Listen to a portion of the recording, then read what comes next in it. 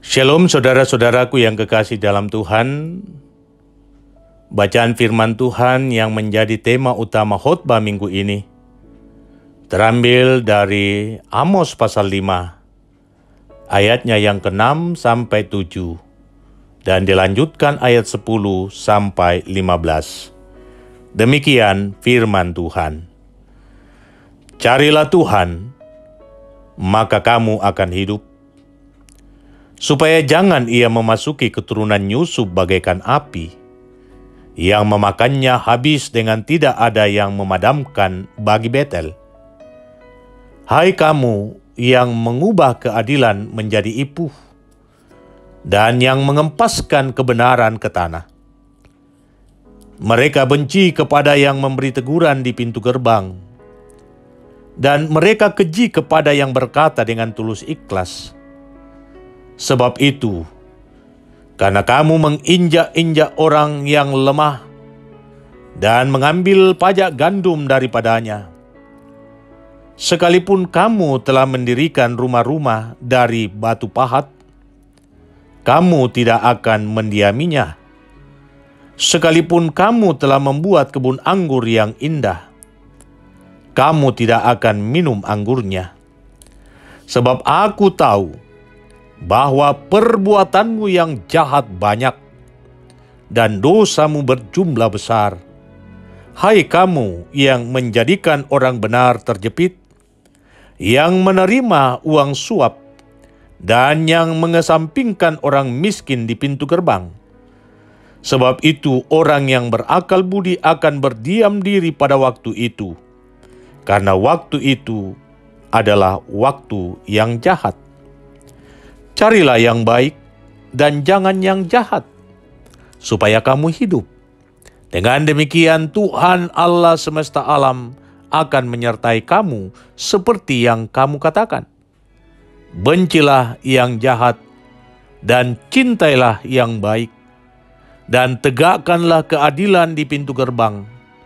Mungkin Tuhan Allah semesta alam akan mengasihani sisa-sisa keturunan Yusuf. Demikian sabda Tuhan, terpuji namanya. Haleluya. Amin. Tema kita, tanyakan kehendaknya. Saudara-saudaraku yang kekasih dalam Tuhan, Nabi Amos sebenarnya ia berasal dari Tekoa, sebuah kota kecil di wilayah Israel bagian selatan. Tetapi Tuhan memanggil dia untuk menjadi nabi di kerajaan Israel Utara, zaman Raja Yerobeam II, yang memerintah dari tahun 786 sampai 746 sebelum Masehi. Pada waktu itu, saudara-saudara, boleh dikatakan bahwa baik Israel di bagian utara maupun Israel di bagian selatan sedang ada pada puncak kejayaan atau sedang menikmati masa keemasan. Masa itu, saudara-saudara, adalah masa kemakmuran. Masa di mana relatif tidak ada ancaman musuh dari luar yang membahayakan, sehingga perdagangan dalam negeri maupun dengan luar negeri dapat berjalan lancar. Nah, akibatnya ekonomi semakin berkembang, pendapatan bertambah-tambah, dan keuntungan berlimpah-limpah. Tetapi kondisi seperti ini kemudian memunculkan orang-orang kaya baru yang sangat suka pamer kekayaan, pamer kemewahan, suka pesta pora yang tidak ada habis-habisnya. Bahkan ini yang menjadi miris di bidang keagamaan juga menjadi ajang pamer. Ibadah-ibadah umat kelihatan marak, upacara-upacara keagamaan nampak meriah, persembahan-persembahan umat dibawa dengan melimpah-limpah. Namun semua itu hanya bermaksud untuk penonjolan diri supaya ia dipuji dan diagungkan. Nah, kondisi inilah yang dikritik habis oleh Nabi Amos. Sebab di tengah perlombaan bahkan perebutan mencari hidup sejahtera tersebut, banyak orang yang tertinggal, yakni mereka yang lemah, yang miskin, yang tak berdaya, dan mereka yang termarginalkan. Yang lebih menyedihkan dan mengerikan, justru dengan kekayaannya, mereka yang kaya memeras yang miskin. Dengan kekuasaannya, mereka yang berkuasa menindas yang tak berdaya. Tidak ada perlindungan bagi mereka yang lemah. Mereka semua mengabaikan keadilan sosial, sehingga ketimpangan dan kesenjangan terjadi di mana-mana. Mereka itu dikatakan telah mengubah keadilan menjadi ipu. Ipu artinya sesuatu yang pahit sekali, yang sungguh melukai dan menyengsarakan rakyat kecil yang tak berdaya. Akibatnya, masyarakat mulai terbelah-belah, terkotak-kotak, dan kebencian mulai bertumbuh berkecambah, serta dendam terpendam seperti bara. Nah, di sanalah Nabi Amos muncul dan menyatakan bahwa semua itu jahat, keji di mata Tuhan, dan akan berakhir dengan malapetaka sehingga mereka tidak dapat menikmatinya. Ia mengajak mereka, Nabi Amos mengajak mereka untuk meninggalkan yang jahat itu dan mencari yang baik. Meninggalkan dosa dan mencari Tuhan serta kehendak-Nya. Supaya apa? Supaya mereka hidup. Kehendak Tuhan adalah kebenaran dan keadilan. Keadilan berarti kesetaraan untuk semua orang tanpa memandang suku, status sosial, agama. Itu harus terus dijaga dan dipelihara. Tetapi kenyataannya tidak demikian. Nah, apa yang terjadi pada zaman Amos? Yakni maraknya hedonisme, pamer kekayaan, keserakaan pada harta dan jabatan merajalela, dan terpinggirnya kaum lemah juga terjadi di sekeliling kita sekarang ini. Betul, pertumbuhan ekonomi yang relatif semakin baik, sehingga wajar jikalau di sana sini terjadi pembangunan sarana infrastruktur. Ekonomi masyarakat mulai berkembang. Muncul orang-orang yang berhasil, orang-orang kaya baru yang mabuk harta, mabuk kekuasaan, dan mabuk popularitas. Lebih lagi, dengan perkembangan teknologi informatika dan komunikasi yang begitu dahsyat dan hebat, menjadikan orang-orang yang demikian memiliki peluang atau kesempatan menunjukkan eksistensi dirinya lewat media sosial seperti YouTube, seperti Facebook, Instagram, Twitter, atau TikTok. Nah, budaya pencitraan untuk menunjukkan dirinya bahwa ia kaya, ia pandai, ia penuh kuasa, ia hebat, ia murah hati dan baik, menjadi gaya hidup. Budaya ini pula yang mewarnai perpolitikan demi mendapatkan pendukung dan suara sebanyak-banyaknya. Bahkan di dunia keagamaan pun juga serupa. Keagamaan menjadi ajang pamer. Orang menjual agama demi mendapat keuntungan politik, demi mendapat ekonomi yang melimpah, demi mendapat popularitas. Banyak orang tertipu dan menjadi korban. Celakanya, korban terbesar adalah justru mereka yang miskin, yang lemah, yang termarginalkan, yang tidak punya modal, tidak punya aset, dan tidak punya akses untuk ikut dalam perlombaan dan perebutan yang tidak seimbang ini.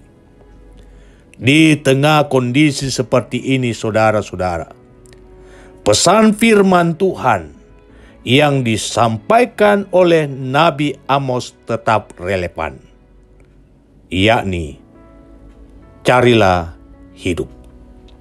Perkataan ini, saudara-saudara, menunjuk pada pola hidup damai, seperti Tuhan Yesus yang datang membawa damai, sehingga Dia disebut Raja Damai. Kondisi damai, saudara-saudara, akan membuka ruang untuk bertumbuhnya kehidupan. Pribadi yang suka damai adalah pribadi yang respek terhadap hidup orang lain, pribadi yang peduli terhadap yang tersingkir. Dan Tuhan Yesus mengatakan, sesungguhnya barang siapa tidak menyambut kerajaan Allah seperti seorang anak kecil, dia tidak akan masuk ke dalamnya. Seorang yang mencari hidup akan selalu memiliki sikap rendah hati, tulus dan bergantung kepada Allah. Hal inilah yang disimbolkan oleh Tuhan Yesus saat Ia memeluk anak-anak yang berkerumun itu dan memberkati mereka. Tetapi perhatikan saudara-saudara narasi yang bersambung. Ketika Tuhan Yesus sedang memeluk dan memberkati anak-anak, tiba-tiba datanglah seorang muda yang berlari-lari berlutut dan bertanya, "Guru yang baik, apa yang harus kuperbuat untuk memperoleh hidup yang kekal?" Tuhan Yesus lalu menyebut dasatita, bagian kedua yang mengatur hubungan manusia dengan sesama. Jangan membunuh, jangan berzina, jangan mencuri, jangan mengurangi hak orang, dan hormatilah ayah ibumu. Lalu ia menjawab, semua itu sudah kulakukan. Tampaknya saudara-saudara, pemuda ini hebat. Pemuda ini cakap, smart. Pemuda ini mempunyai status sosial yang tinggi, namun juga selalu taat melakukan perintah Tuhan. Ia kaya dan telah melakukan hukum. Kurang apa lagi? Tetapi Tuhan Yesus mengatakan, masih ada kurang satu lagi. Apa itu? Jual apa yang kau miliki dan berikanlah kepada orang-orang miskin. Kemudian datanglah kemari dan ikutlah aku. Nah, pemuda itu pun sedih sebab banyak hartanya. Itu masalah. Ia sedih karena banyak hartanya. Nah, saudara-saudara, hidup kekal bukan hanya berarti hidup di akhirat nanti atau hidup selama-lamanya saja, melainkan juga hidup bermutu, berkualitas, dan bermakna yang sudah dimulai dari dunia di mana kita berada. Hidup kekal bukanlah hidup egoistis, selfish, cinta diri, dan eksklusif menutup diri. Dengan demikian, hidup kekal bukanlah dengan mengambil, merampas, atau merayu dan mengorbankan orang lain demi diri sendiri, melainkan hidup memberi dan berbagi dengan orang lain, terutama kepada mereka yang lemah, miskin, papa, dan termarginalkan. Sungguh sulit, bukan? Terlebih bagi orang kaya yang menjadikan kekayaannya sebagai dasar dan tujuan hidup untuk masuk ke dalam hidup kekal atau kerajaan Allah tersebut. Bahkan sungguh sulit bagi manusia masuk kerajaan Allah dengan kekuatannya sendiri, bagaimanapun kuatnya dia. Karena dosa memang telah menjadikan manusia tidak pernah sempurna, selalu penuh kekurangan. Tiap orang punya hambatan, tiap orang punya batu sandungannya sendiri yang mengikat, dan cintanya melebihi ikatan cintanya kepada Tuhan. Pemuda itu begitu lekat pada hartanya, dan bisa saja ada di antara kita begitu lekat dengan kekuasaan, begitu lekat dengan jabatan, begitu lekat dengan popularitas, begitu lekat dengan kegemaran dan kesukaan atau hobi. Jika kita tidak meninggalkan semua itu, kita tidak layak untuk menikmati hidup kekal, dan kehadiran kita tidak akan membawa kehidupan, melainkan menjadi sumber petaka dan kematian. Saudara-saudara yang kekasih dalam Tuhan, di tengah budaya hedonisme yang mematikan itu, Amos melanjutkan pesan moralnya, carilah Tuhan dan kehendaknya. Artinya apa? Tuhan harus menjadi fokus kehidupan, bukan harta, bukan kedudukan, bukan jabatan, ataupun bukan popularitas. Kita harus tunduk pada otoritas Tuhan dengan menjalani hidup berdasarkan kehendak-Nya. Apa kehendak Tuhan itu? Itu yang harus kita tanyakan. Apa kehendak Tuhan itu? Kehendak Tuhan adalah bagaimana setiap kita mencintai kehidupan, menghargai hidup orang lain, memandang orang lain sama seperti diri sendiri. Jika hal itu terbangun dengan baik, maka tepatlah Nabi Amos berseru, biarlah keadilan menggulung-gulung mengalir seperti air. Amos pasal 5 ayat 24. Jika kita hidup dalam kehendak Tuhan, maka damai sejahtera akan mengalir. Yang hina dimuliakan, yang gelisah ditentramkan, yang lapar dikenyangkan, yang telanjang mendapat pakaian, yang terbelenggu dibebaskan tanpa pandang bulu, yang dirajam dendam berbagi pengampunan, yang bermusuhan berbagi kasih persaudaraan, yang diamuk perang berbagi perdamaian. Iya, setiap orang yang hidup seturut dengan kehendak Tuhan akan berbagi kehidupan, bukan berbagi kematian.